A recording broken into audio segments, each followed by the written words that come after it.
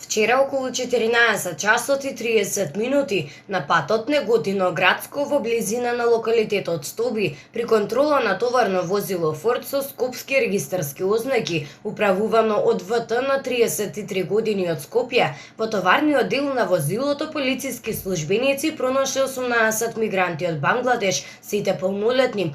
Возачот бил лишен од слобода и приведен во полициската станица за понатамошна постапка. Извршен бил увид на местото на настанот од увидна екипа од полициска станица Неготино.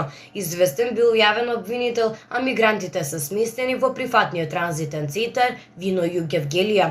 Од друга страна, вчера околу 21 часот во полициската станица Велес било пријавено дека на улица Благој Ѓурев 16 годишно дете од Велес било физички нападнато од НД на 20 години. По целосно документирање на случајот ќе биде поднесена соодветна пријава.